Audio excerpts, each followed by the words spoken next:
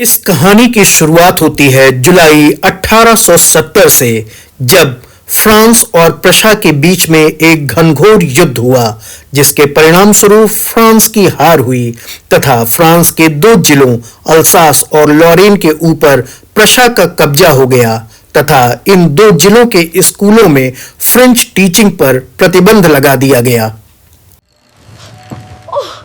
I can't believe I overslept. The teacher is gonna scold me for sure. I'm late.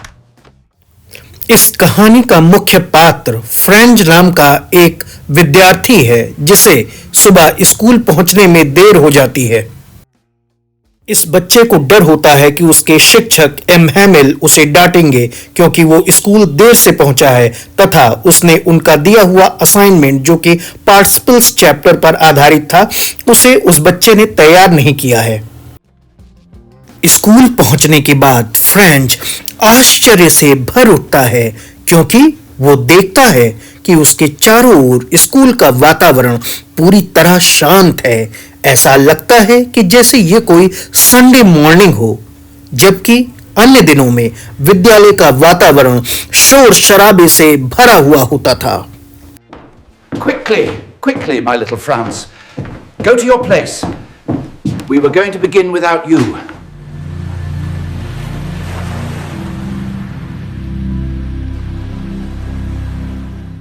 कक्षा में पहुंचने पर French और भी ज्यादा आश्चर्यचकित हो जाता है जब वो ये देखता है कि आज तो कक्षा में पूरा गांव ही बैठा हुआ है।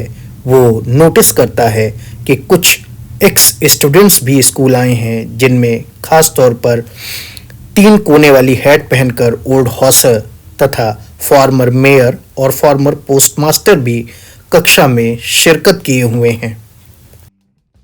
एम हैमिल उनसे पूछते हैं कि वे कैसे अपने आप को फ्रेंच कहते हैं, जबकि ना तो उन्हें फ्रेंच लिखनी आती है और ना पढ़नी आती है।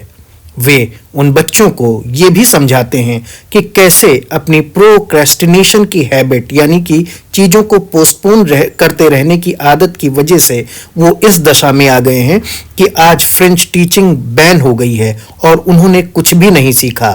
क्यों? क्योंकि वो हमेशा अपनी पढ़ाई को कल पर टालते रहते थे और आज ऑर्डर आ गया कि अब फ्रेंच नहीं पढ़ाई जाएगी। दूसरी चीज कि उन्होंने लेबर ओवर लेटर्स की अवधारणा को बल दिया। उन्होंने पढ़ाई के महत्व को कम समझा और शारीरिक मेहनत को ज़्यादा महत्व दिया। उनके पेरेंट्स भी उन्हें मिल्स और फार्म्स में काम करने के लिए भेज देते थे। यहाँ टीचर ने ये भी कहा कि कुछ हद तक वो स्वयं भी गलत थे। कई बार वो अपने बच्चों को पढ़ाने के बजाय उन्हें अपने प्लांट्स को पानी देने के लिए भेज देते थे, जबकि उन्हें मछली वगैरह पकड़ने जाना होता था।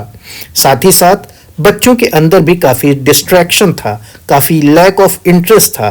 बच्चे भी पढ़ने के बजाय चिड़ियों के अंडे कलेक्ट करना, सार नदी पर तैरना, स्विमिंग करना, स्लाइडिंग करना, इन सब चीज़ों में ज़्यादा इंटरेस्ट लेते थे और कई बार वो पढ़ाई को कम महत्व देते थे। एम हैमिल ने कक्षा के छात्रों को ये भी बताया कि फ्रेंच दुनिया की सबसे खूबसूरत, the most beautiful language of the world है।